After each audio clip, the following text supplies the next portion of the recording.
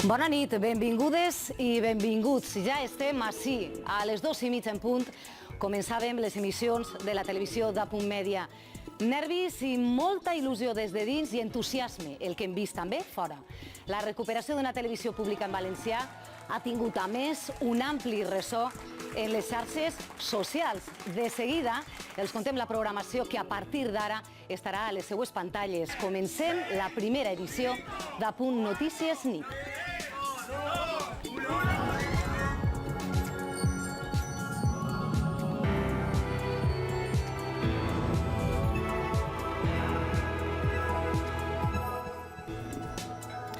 La Policia Nacional ha detingut 24 persones i n'ha imputat 3 més en una macrooperació contra la distribució de pornografia infantil.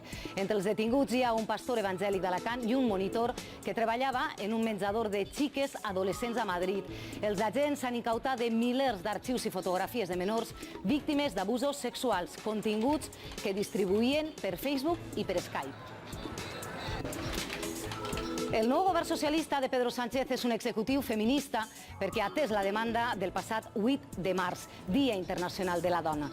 Així ho pensa la filòsofa Ana de Miguel, referent del feminisme espanyol, amb qui ha estat un equip d'Apunt Notícies. Hi ha tants tipus de famílies com famílies existissin i el que tenen en comú és l'amor i la solidaritat. Esta és la filosofia del Festival de Famílies Orgulloses que ha reunit durant tot el dia al paratge de Pinar del Grau de Castelló desenes de famílies, de lesbianes, gais, transexuals.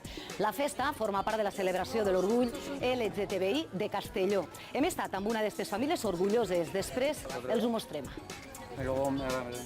Itàlia tanca els ports a un vaixell de rescat amb 600 migrants, primer signe de l'entrada al govern de la Lliga Nord, la formació d'extrema dreta. Els migrants són el gran repte a què s'enfronta una Unió Europea que estudia crear un centre de retenció fora de les fronteres comunitàries on expulsaria a qui no ha atorgat l'asil polític. I en els esports, Isabel, Nadal, que ho ha tornat a aconseguir. Si la terra batuda està clar que és el seu, Rafa Nadal ha tornat a conquistar París i ja en van 11 Roland Garros. El manacorí ha alçat pletòric el trofeu després d'una final de 2 hores i 42 minuts davant de Dominic Thiem. Ha necessitat 3 sets i ha guanyat fàcil. El resultat ho diu tot, 6-4, 6-3 i 6-2. En els esports veurem triomfar Nadal i comprovarem quines sensacions es respiren en la selecció espanyola abans de debutar en el Mundial divendres contra Portugal i després de la victòria de nit contra Tunísia. I anem amb una abans de les notícies de l'oratge amb Joan Carles Fortea. Joan Carles, bona nit.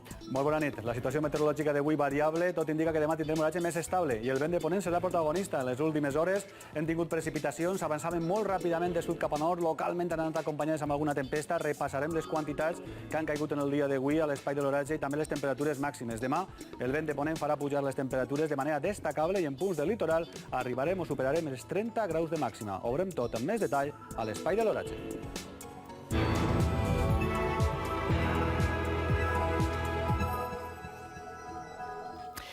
I este que ara veuran és el moment que tant hem estat esperant.